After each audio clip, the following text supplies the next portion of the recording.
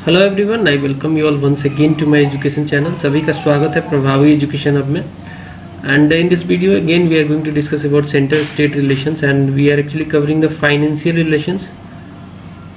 सो 3 तरीके की रिलेशन होती है सेंटर और स्टेट के बीच में। ठीक है, क्या क्या होती हैं?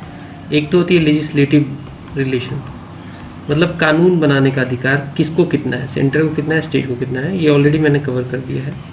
दूसरा होता है एडम नेचर का, एडमिनिस्ट्रेशन नेचर का होता है एडमिनिस्ट्रेटिव रिलेशंस, तो वो भी मैंने कवर कर रखा है। एंड फाइनेंशियल रिलेशंस होते हैं तो वो भी कवर किया है, थोड़ा सा पार्ट उसमें बचा हुआ है, so we will cover that also. तो इससे पहले की सारी वीडियोस देख लेना। This is chapter 14.4 I think, yes 14.4। So इससे पहले की सारी वीडियोस देखना, दे आर इक्वली इम्पोर्टेंट।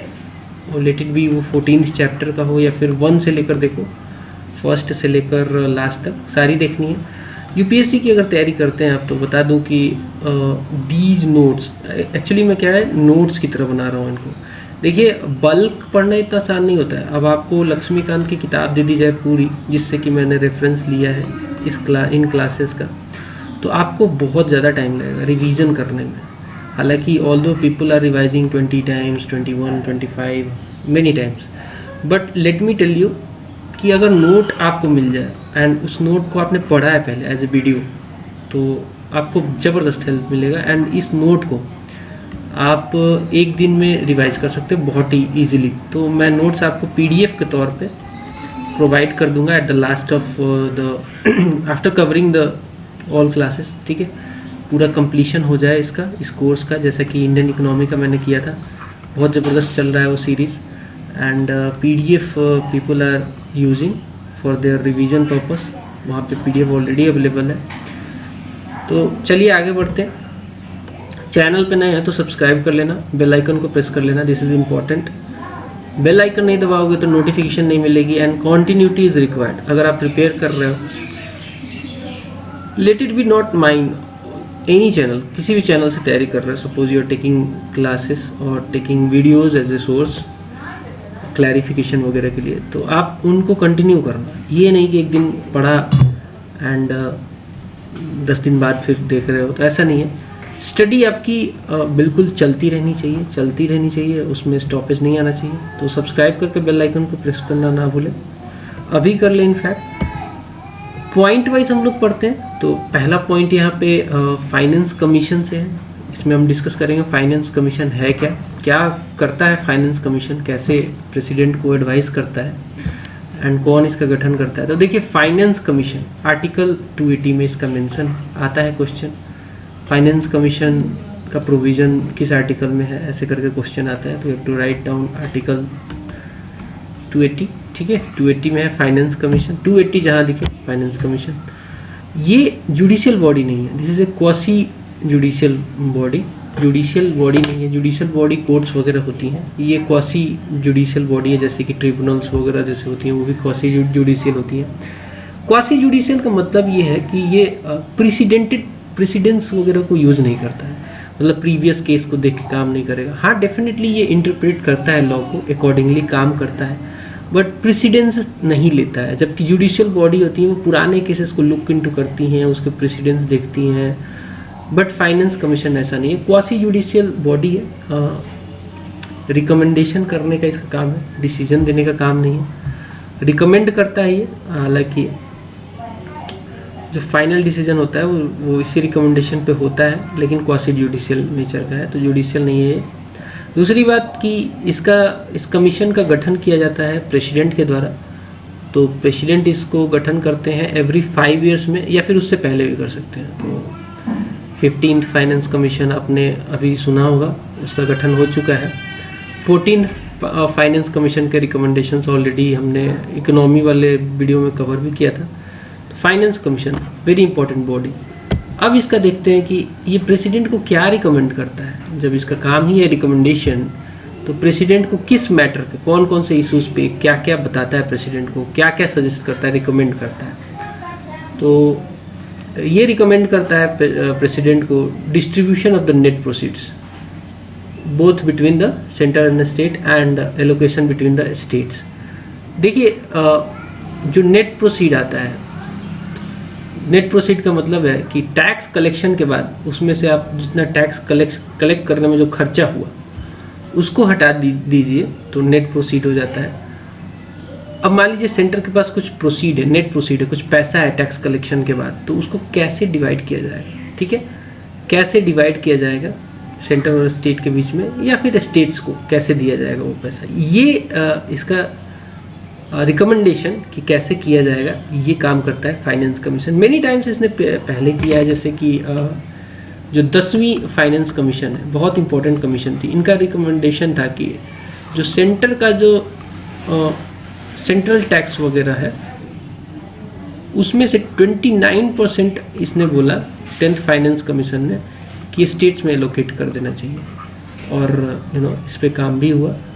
तो इसका बहुत इंपॉर्टेंट रिकमेंडेशन होता है, ठीक है। आगे बढ़ते हैं। ये कहीं ना कहीं प्रिंसिपल डिसाइड करता है, रिकमेंड करता है कि क्या प्रिंसिपल होने चाहिए, क्या सिद्धांत होने चाहिए जिनके आधार पे ग्रांट इन एड पिछले वीडियो में मैंने आपको बताया था क्या होता है, जो कि दिया जाता है out of the consolidated fund of India. Central government grant देती है, ग्रांट इन एड मदद के तौर पे स्टेट्स को पैसा देती है। उसके लिए प्रिंसिपल क्या होना चाहिए वो डिसाइड करता है फाइनेंस कमीशन, ठीक है। और ये मेजर्स भी बताता है, मेजर्स भी रिकमेंड करता है प्रेसिडेंट को, किस लिए, to augment the consolidated fund of the state to supplement the panchayat and municipalities. और ये जो मेजर्स बताता है वो उसका बेसिस होता है finance commission, state finance commission. अब देखिए ऐसा नहीं है कि फाइनेंस कमीशन बस सेंट्रल लेवल पे है, स्टेट्स अपनी अपनी फाइनेंस कमीशन भी बिठाती हैं।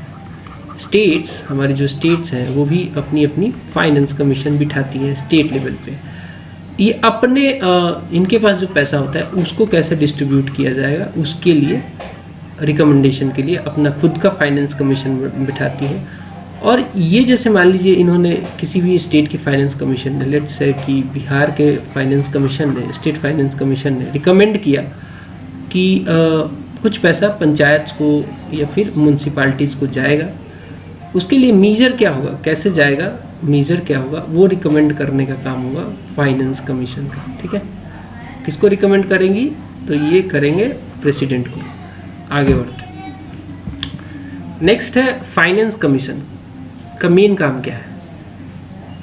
फाइनेंस कमीशन का मेन काम है बैलेंसिंग व्हील की तरह काम करना, balancing wheel of the fiscal federalism in India. देखिए फेडरलिज्म है हमारे, हम लोग फेडरल स्टेट है, ठीक है, यूनिटरी बायस के साथ, वो अलग चीज़ है। फेडरल है हम लोग, फेडरल का मतलब कि सेंटर है और साथ में स्टेट है, दोनों के पावर्स अलग अलग है, दोनों के लिए लिस्ट है, union list and state list, ठीक है, इस पर काम करते हैं। तो फिजिकली भी तो फेडरलिज्म को मेंटेन करना है, इसके भी कुछ पावर होने चाहिए फिजिकल के, जो कि हैं, मैंने बताया पिछले वीडियो में। एंड स्टेट्स के भी कुछ पावर है फिजिकल से रिलेटेड, फेडरलिज्म पैसे से लेकर इसके भी कुछ पावर है। फाइनेंस कमीशन फिजिकल फेडरलिज्म के लिए बैलेंसिंग व्हील इसलिए कहा जाता है क्योंकि यही डिसाइड करता है, यही रिकमेंड करता है प्रेसिडेंट को कि कैसे पैसा बटेगा। तो ये कहीं ना कहीं फेडरलिज्म को बनाए रखने के लिए इसका रिकमेंडेशन प्रॉपर होता है, अच्छा होता है, जिससे कि स्टेट और सेंटर के बीच में विवाद ना हो फिजिकली पैसे को लेकर, इसलिए इसको बैलेंसिंग व्हील कहा जाता है। बैलेंसिंग व्हील लिखना हो तो भाई मेंस लिखना तो लिख देना, finance commission is considered to be the balancing wheel of the physical federalism in India and it do so many jobs. आप बता सकते हो recommendation to the president in the matter of distribution of the net proceeds between the centre and state. ये इतना अच्छा note है भाई, थोड़ा दिमाग लगा के इसको यूज़ कर दो ना एग्जाम में तो काम हो जाएगा, सही बता रहा हूँ। तो प्रॉपर यूज़ करना यार, इसका मतलब इसको इसकी तौहीन ना कर देना, सही से इसको कई बार रिवाइज करना और अच्छे से यूज़ कर देना, मैं अच्छे से बता रहा हूँ आपको। नेक्स्ट है protection of the states interest. अब देखिए आपने शुरू से ही मैंने आपको बताया कि सेंटर हमारा जो है ना, थोड़ा सा यूनिटरी बायस की वजह से सेंटर हमारा स्ट्रॉन्ग है, स्ट्रॉन्ग सेंटर है, कई सारे प्रोविजंस हैं जो कि सेंटर को स्ट्रॉन्ग बनाते हैं। तो फिजिकली भी सेंटर स्ट्रॉन्ग है इसके। अब ये कहीं ना कहीं बायस ना हो जाए स्टेट्स को लेकर, ऐसा ना कि उनके हक को छीनने लगे, इनका पैसा मारने लगे। तो सेंटर को रिस्ट्रिक्ट करने के लिए कुछ प्रोटेक्शन दिया गया है स्टेट के इंटरेस्ट, स्पेशली फिजिकल मैटर में, कि स्टेट्स का जहाँ जहाँ इंटरेस्ट होगा टैक्स डिवोल्यूशन वगैरह में, फिजिकल सिस्टम में, वहाँ पे पार्लियामेंट कुछ बिल ला के कुछ चेंज ना कर दे। तो इसके लिए क्या प्रोटेक्शन है वो देख लेते हैं। देखिए बिल्स, कुछ बिल बताऊंगा अभी। दीज बिल्स, कुछ नीचे अभी बिल बताऊंगा, can be introduced in parliament only on recommendation of president. Only on, ये फोकस करने वाला बात है। ऐसी बिल है कुछ नीचे अभी बताऊंगा जो कि बस और बस प्रेसिडेंट के रिकमेंडेशन पे ही इंट्रोड्यूस की जाएंगी पार्लियामेंट, वरना नहीं की जाएंगी। इससे क्या है, स्टेट का इंटरेस्ट बना रहता है, पार्लियामेंट एक्सक्लूसिव नहीं रहता है, रिकमेंडेशन चाहिए उसमें प्रेसिडेंट का, ठीक है, तभी ये पॉसिबल हो सकता है। ये स्टेट के इंटरेस्ट के लिए है। अब देखते हैं बिल्स कौन कौन सी हैं। ए बिल, अब यहाँ पे ए बिल हर जगह लगा देना। एक बिल है विच इम्पोजेज और वेरीज एनी टैक्स और duty in which states are interested, ठीक है, उसको बिना प्रेसिडेंट के प्रायर रिकमेंडेशन के नहीं इंट्रोड्यूस किया जाएगा पार्लियामेंट में। अब बिल और एक्ट तो पता ही होगा। बिल मतलब कि एक प्रपोजल है, एक्ट जब उसको एक्ट मतलब बना दिया जाता है प्रोसेस फॉलो करके, तो बिल मतलब कि एक प्रपोजल, ठीक है। तो कभी भी ऐसा प्रपोजल है कि जिसमें स्टेट का कुछ इंटरेस्ट है किन्हीं टैक्सों पे या फिर किन्हीं ड्यूटीज़ वगैरह पे, उसको चेंज करना चाहे बाई बिल ला के पार्लियामेंट, तो ऐसा पॉसिबल नहीं होगा तब तक जब तक प्रेसिडेंट का प्रायर रिकमेंडेशन उसमें नहीं होगा। तो इससे हुआ ना स्टेट का इंटरेस्ट थोड़ा बहुत सेफ हुआ, एटलीस्ट हुआ। नेक्स्ट है एक बिल है कोई, a bill which varies the meaning of expression agricultural income. अब एग्रीकल्चरल इनकम को डिफाइन किया गया है इनकम टैक्स एक्ट में, इंडियन इनकम टैक्स एक्ट में, और इसको एग्जेम्प्ट किया गया है फ्रॉम इनकम टैक्स, ठीक है। अब एग्जेम्प्ट, ठीक है, एग्जेम्प्ट किया गया है, इनकम टैक्स नहीं लगता है एग्रीकल्चरल इनकम पे। हालांकि नॉन एग्रीकल्चरल इनकम पे इससे एलाइड जो होती हैं चीज़ें, कैसे नॉन एग्रीकल्चर होती हैं वहाँ पे लगता है, जैसे कि टी, कॉफ़ी वगैरह एक्सेट्रा। तो यहाँ पे इनके मीनिंग में, एग्रीकल्चर इनकम के मीनिंग में कोई चेंज ना कर दे पार्लियामेंट। एक्चुअली एग्रीकल्चर किसका सब्जेक्ट है, स्टेट का सब्जेक्ट है। तो अगर इसके मीनिंग में चेंज कर दिया जाए, इनकम टैक्स एक्ट में चेंज कर दिया जाए पार्लियामेंट के द्वारा, तो क्या होगा, हो सकता है इस पर टैक्स लगा दिया जाए। तो स्टेट के लिए ये लॉस ही है, क्योंकि उसकी एग्रीकल्चर सेक्टर में टैक्स देना पड़ेगा, मतलब कि एग्रीकल्चर सेक्टर पर बर्डन आएगा, जिससे कि स्टेट की प्रोडक्टिविटी कम हो जाएगी। तो इस पर टैक्स ना लगा दिया जाए, इसलिए ये प्रोविज़न है कि भाई यहाँ पे इसका प्रायर रिकमेंडेशन प्रेसिडेंट के द्वारा होना चाहिए। नेक्स्ट है a bill which affects, next वाला देख लीजिए यहाँ पे, which affects the principles distribution to states. तो भाई देखिए प्रिंसिपल्स होती हैं, कुछ सिद्धांत होते हैं, ठीक है, जिसके बेसिस पे टैक्स का डिवोल्यूशन होता है, टैक्स का डिस्ट्रीब्यूशन होता है। वो प्रिंसिपल को कहीं पार्लियामेंट चेंज ना कर दे। पार्लियामेंट चेंज कर सकता है प्रिंसिपल को, लेकिन वैसे टैक्स में जिसका डिस्ट्रीब्यूशन स्टेट को होना है और उन कुछ प्रिंसिपल है उसको या तो चेंज कर दे या तो फिर नया प्रिंसिपल ला दे। ऐसा तभी होगा जब रिकमेंडेशन मिलेगा प्रेसिडेंट का। तो ये सारी बातें बिना रिकमेंडेशन के प्रेसिडेंट के नहीं हो सकती हैं। लास्ट है जो कि एक स्टेट के इंटरेस्ट को बचाता है, वो है a bill which imposes any surcharge और एनी स्पेसिफाइड टैक्स और ड्यूटी। अब देखिए पिछले वीडियो में मैंने बताया था सरचार्ज क्या होता है। सरचार्ज टैक्स के ऊपर भी कुछ चार्ज लेना सरचार्ज कहलाता है। पिछले वीडियो में मैंने बताया था 269 और 270 में इसको लगाया जाता है। तो वो आपने होप कि आपने देखा होगा ज़रूर, जंप मत करना वीडियोस में, पिछली वीडियोस देख के आना। तो यहाँ पे उनमें कोई सरचार्ज बढ़ाना हो जिसमें वैसे टैक्स जो कि स्टेट्स को डिस्ट्रीब्यूट होती हैं, डेफिनेटली 269 में 270 में स्टेट्स को पैसा जाता है, तो उस पर कहीं सरचार्ज ना लगा दे, सेंटर बढ़ा ना दे या फिर कम कर दे या फिर नया सरचार्ज लगा दे।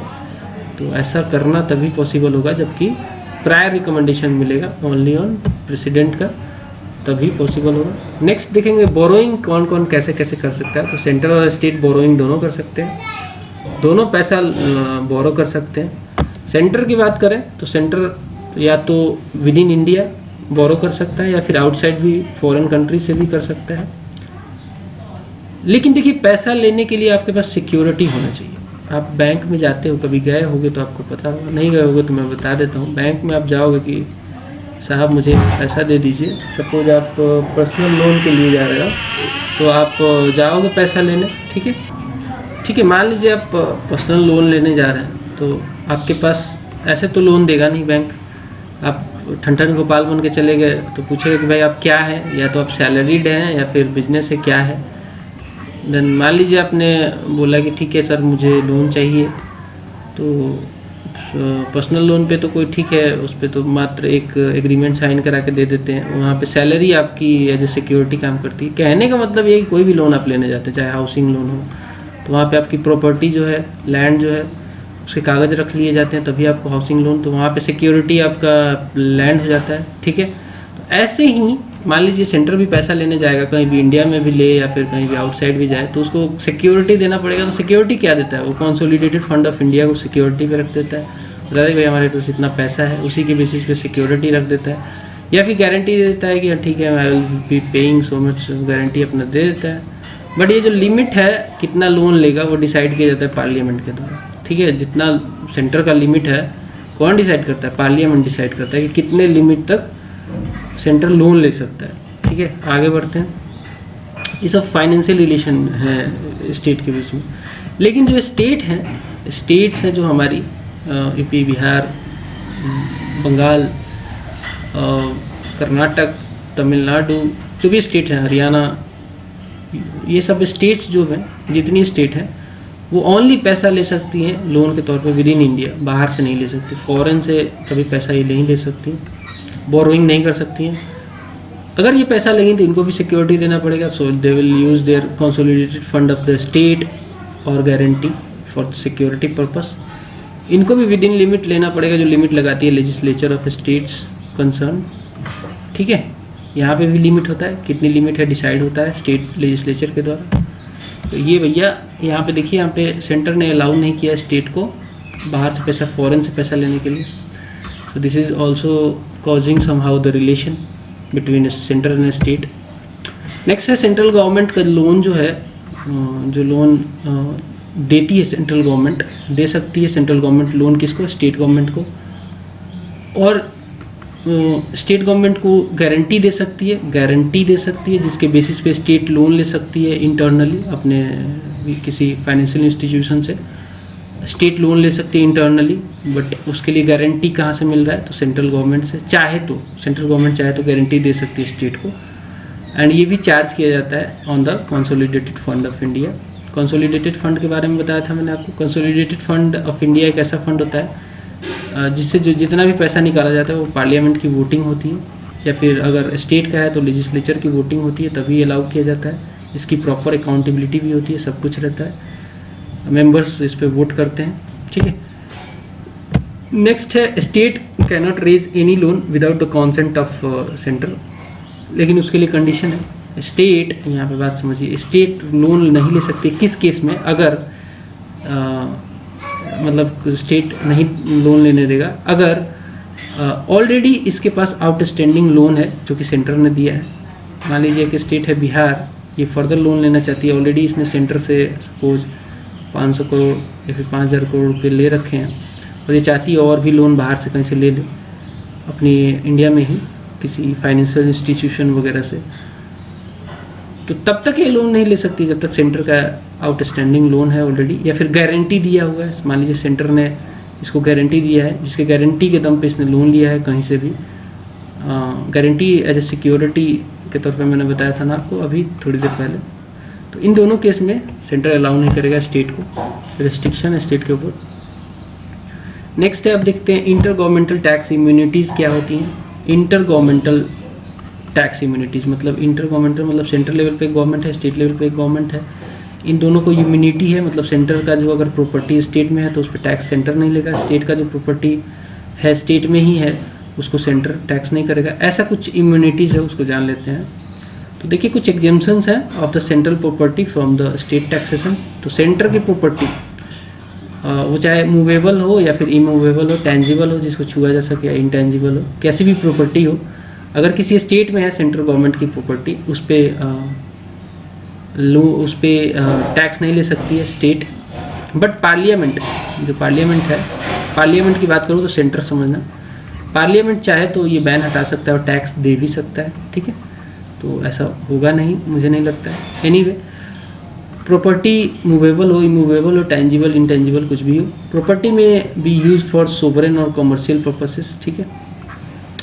तो प्रॉपर्टी जो होगी सेंटर की, सोवरेन मतलब डिफेंस पर्पस के लिए मान लो यूज हो रहा है, कमर्शियल मतलब बेनिफिट्स वगैरह के लिए यूज़ हो रहा है, तो वैसी प्रॉपर्टी पे पैसा नहीं लिया जाएगा स्टेट गवर्नमेंट के द्वारा। अगर वो किसी भी स्टेट में है, सपोज कर्नाटक में सेंट्रल गवर्नमेंट का कोई प्रॉपर्टी है जो कि डिफेंस के लिए यूज हो रहा है, ठीक है, तो सोवरेन हो जाएगा। सोवरेन मतलब इंडिया की सोवरेनिटी को मेंटेन करने के लिए कई सारे वहाँ पे डिफेंस यूनिट्स होंगे ही, तो ऐसी प्रॉपर्टी पे क्या स्टेट, कर्नाटक के स्टेट जो है गवर्नमेंट टैक्स लेगी? नहीं लेगी। दूसरा, अगर कॉमर्शियल पर्पस के लिए मान लीजिए कि कोई कॉमर्शियल एक्टिविटी हो रही है सरकार की, उसको कोई प्रॉपर्टी है, तो वहाँ पे भी टैक्स गवर्नमेंट नहीं लेगी। तो दोनों केस समझ लो। नेक्स्ट है कॉरपोरेशंस होंगी, अगर मान लीजिए, या कंपनी होंगी जो कि मान लीजिए सेंट्रल गवर्नमेंट के द्वारा इस्टेब्लिश की गई हैं, उनको देना पड़ेगा, उनको टैक्स देना ही पड़ेगा, बिकॉज ये अलग ही लीगल, अलग कैटेगरी की लीगल एंटिटी है, ठीक है। तो इनको पैसा देना पड़ेगा, स्टेट को टैक्स देना पड़ेगा। कॉरपोरेशंस एंड कंपनी जो कि सेंटर के द्वारा लगाई गई हैं, तो देना पड़ेगा। नेक्स्ट है एग्जेम्पशंस ऑफ स्टेट प्रॉपर्टी और income from central, exemption of state property और इनकम, स्टेट की प्रॉपर्टी या फिर स्टेट का इनकम सेंट्रल टैक्सेशन से बाहर है, एग्जेम्प्टेड है। कैसे? मान लीजिए स्टेट का इनकम होता ही है, स्टेट का इनकम का बहुत सारा सोर्स है, रेवेन्यू आता है, उस पर क्या टैक्स लगाया जाएगा? तो नहीं लगाया जाएगा, ठीक है। सेंट्रल गवर्नमेंट के द्वारा कोई टैक्सेशन नहीं होगा। स्टेट की जो प्रॉपर्टी है उस पर टैक्स लगेगा? नहीं लगेगा। इनकम जो है स्टेट की may be derived from the sovereign function और कॉमर्शियल, तो इन पे डेफिनेटली नहीं लगेगा। बट जो कॉमर्शियल ऑपरेशंस हैं स्टेट की, उस पर अगर पार्लियामेंट चाहे तो उस पर टैक्स लगा सकती है, can be by parliament, and parliament can also trade और बिजनेस, अगर है मान लीजिए स्टेट की कोई ट्रेड है या बिजनेस है करती है स्टेट, उसको ऑर्डिनरी फंक्शन बना सकता है। ऑर्डिनरी फंक्शन बना सकता है, दो तरीके के फंक्शंस होती है, commercial functions and ordinary function. तो उसको ऑर्डिनरी फंक्शन के तौर पे बना सकता है स्टेट, सेंटर चाहे तो स्टेट को फेवर करने के लिए, और इस पर टैक्स फिर नहीं लगेगा। Property and income of local authorities situated within the state are not exempted, point here note to be noted. अब देखिए, मान लीजिए कोई प्रॉपर्टी या फिर इनकम है लोकल अथॉरिटी की, जो कि स्टेट की लोकल अथॉरिटीज़ हैं, उनकी प्रॉपर्टी है, उनका इनकम है, स्टेट को तो नहीं टैक्स लगाएगा सेंटर, लेकिन लोकल अथॉरिटीज जो है उनको टैक्स लगा देगा। Are not exempted from the central taxation, उनको टैक्स देना पड़ेगा अगर लोकल अथॉरिटी है तो। प्रॉपर्टी और income of corporations and companies owned by state, अब मान लीजिए स्टेट की कोई कंपनी है जो कि काम कर रही है स्टेट में, तो वहाँ पे सेंट्रल टैक्स लगेगा, कॉस्ट लगेगा, can be tax bye centre. Supreme court ने बोला, एक बेसिकली अपना ओपिनियन दिया, इट हेल्ड, सुप्रीम कोर्ट ने 1963 में बेसिकली हुआ था कि इम्यूनिटी जो है granted to state in respect of central taxation, जिसमें सेंट्रल टैक्सेशन नहीं देना होता है, टैक्स नहीं देना होता स्टेट को, does not extend to the duties of customs और ड्यूटीज़ ऑफ एक्साइज। तो एक्साइज ड्यूटी और कस्टम ड्यूटीज़ क्या होती है? जब आप इंपोर्ट करते हैं तो कस्टम ड्यूटी लेते हैं, जब आप एक्सपोर्ट करते हैं तो एक्साइज ड्यूटी लगता है। तो ये ड्यूटीज़ एग्जेम्प्टेड नहीं है, ये देना पड़ेगा स्टेट को, ठीक है, ये स्टेट को देना पड़ेगा। आगे बढ़, नेक्स्ट है इफेक्ट्स ऑफ इमरजेंसी। अब बात कर लेते हैं क्या होता है जब इमरजेंसी लगती है, तो फाइनेंशियल रिलेशंस के बीच में कैसा इफेक्ट आता है, सेंटर और स्टेट रिलेशंस के बीच में, फाइनेंशियल रिलेशन के बीच में क्या इफेक्ट आता है। तो जब नेशनल इमरजेंसी लगती है, जो कि आर्टिकल 352 के द्वारा लगती है, मैंने बताया आपको 3 आर्टिकल बहुत इंपॉर्टेंट है, 352 national emergency, 356 president rule, and एक है 360 फाइनेंशियल इमरजेंसी, ठीक है। तो ये तीनों याद रखना, 352 national emergency, 356 president rule, 360 financial emergency, बताया है मैंने, कोई बात नहीं है। तो 352 जब नेशनल इमरजेंसी लगती है तो क्या होता है, क्या चेंज आता है सेंटर और स्टेट के रिलेशन में? तो प्रेसिडेंट सेंटर का पार्ट है, प्रेसिडेंट बेसिकली सबके हैं, लेकिन प्रेसिडेंट क्या करते हैं, can modify the constitutional distribution of revenues between the centre and state. तो ये मॉडिफाई कर सकते हैं, या फिर जो ग्रांट इन एड है या फिर जो टैक्स का डिवोल्यूशन है, जो बढ़ता है, उसको बिल्कुल भी ना दें, ऐसा भी कर सकते हैं स्टेट को, किसी भी स्टेट को। प्रेसिडेंट की मर्जी होती है, तो बिल्कुल पैसा ना दे सकते हैं किसी भी स्टेट को, या फिर मॉडिफाई कर सकते हैं, कम कर सकते हैं जो ग्रांट इन एड है, या फिर जो टैक्स के द्वारा जो पैसा बढ़ रहा है वो कम भी कर सकते हैं। एंड ये तब तक लगा रहेगा जब तक कि जब तक कि इमरजेंसी जो है, नेशनल इमरजेंसी सीज हो जाती है उस साल के, जिस साल सीज होगी, मान लो नेशनल इमरजेंसी लगी है 2016 में और 2017 में सीज हुई है, तो इस साल में सीज हुई है, तो इस साल के फाइनेंशियल ईयर तक ये इमरजेंसी लगी रहेगी। ठीक है, इस साल के फाइनेंशियल ईयर तक इमरजेंसी लगी रहेगी। इस साल का फाइनेंशियल ईयर क्या होगा, 2017 टू 2018, 31 मार्च से लेकर 31 मार्च, ठीक है, 31 मार्च 2017 टू 31 मार्च 2018। ठीक है, सिंपल सी बात है, लगी रहेगी। आगे बढ़ते हैं। अब फाइनेंशियल इमरजेंसी भी लगती है अंडर आर्टिकल 360। तो इसमें क्या होता है, इसमें होता है कि सेंटर फाइनेंशियल इमरजेंसी में सुप्रीम हो जाती है। Centre can give direction to state, direction देगी स्टेट को कि भाई आप ऑब्जर्व कीजिए specified canons of financial property, मतलब कि प्रोप्राइटी, मतलब कि जो फाइनेंशियल जो रेगुलेशन रूल्स जिससे कि आपके प्रॉब्लम को दूर किया जा सके, उसको कैनन्स को फॉलो कीजिए। एक गाइडलाइंस होता है to reduce the salaries and allowance of all class of person serving in the state, चाहे वो चीफ जस्टिस हो हाई कोर्ट के, चाहे कोई भी हो, उनकी सैलरी काटने के लिए एडवाइस कर सकती है, डायरेक्शन दे सकती है स्टेट को। या फिर एक और डायरेक्शन दे सकती है स्टेट को कि वो रिजर्व करें all money bills and other financial bills for the consideration of the president. ठीक है, तो जो भी मनी बिल या फिर फाइनेंशियल बिल आएंगी उनको डायरेक्शन दिया जा सकता है स्टेट को सेंटर के द्वारा, वो रिजर्व कर दे प्रेसिडेंट के पास, ताकि प्रेसिडेंट उसको देख सके, जिससे कि उसे उसमें इंटरप्रिटेशन निकाला जा सके कि क्या होगा अगर ये एक्ट आएगा, बिल बनेगा एक्ट, तो क्या फाइनेंशियल इमरजेंसी दूर होगी, नहीं होगी, या फिर और प्रॉब्लम बढ़ जाएगा। तो प्रेसिडेंट के कंसिडरेशन के लिए रखा जाता है। सो इस वीडियो में इतना ही। आई होप कि आपको पसंद आया होगा। पसंद आया तो लाइक कर देना, शेयर कर देना दोस्तों के साथ, एंड सब्सक्राइब कर लो भाई, इस चैनल को, बहुत इंपॉर्टेंट है। सारा कंटेंट देने वाला हूँ, पूरा यूपीएससी कवर करूँगा, सब्सक्राइब जरूर कर लेना। मिलते हैं अगले वीडियो में, तब तक के लिए नमस्कार।